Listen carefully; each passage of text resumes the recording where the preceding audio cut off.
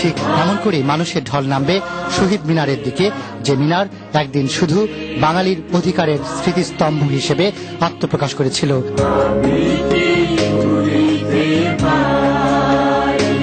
এখন সারা বিশ্বের মানুষ মনে করেন ওই দিন বাঙালিরা সব মানুষের অধিকার রক্ষার আন্দোলনে নেমেছিল, প্রাণ দিয়েছিল।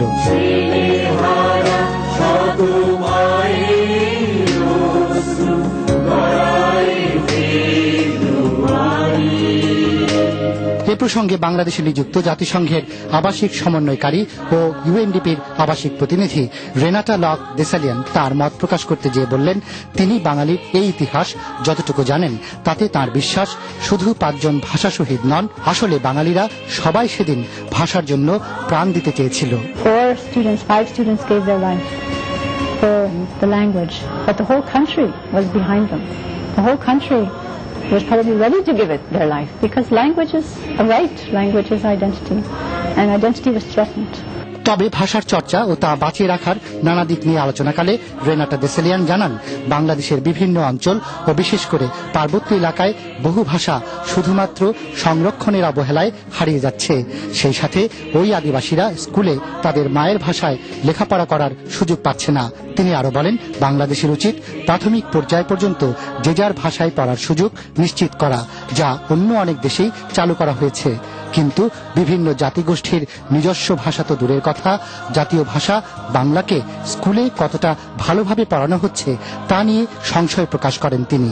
Several ethnic groups in Bangladesh, and it's important to recognize their right to speak their mother tongue.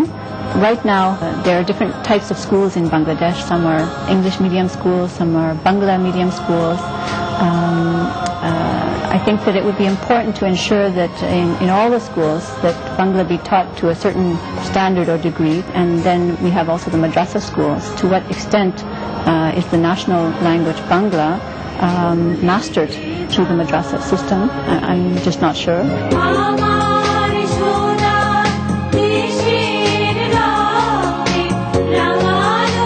এদিকে মধ্যরাতে আন্তর্জাতিক মাতৃভাষা দিবস পালন উপলক্ষে সন্ধ্যা থেকে কেন্দ্রীয় শহীদ মিনার নিরাপত্তা বলয়ের আওতায় চলে আসলেও শহীদ মিনারের চারপাশ ও বাংলা একাডেমির প্রাঙ্গণে মানুষের বন্যা বয়ে গেছে। মনে হয়েছে 5 দশক পার হয়ে গেলেও 21 দিনটির প্রতি বাঙালির আবেগ এখনো সেই একই জায়গায় আছে, যেখানে ভালোবাসা ছাড়া আর কিছুই নেই।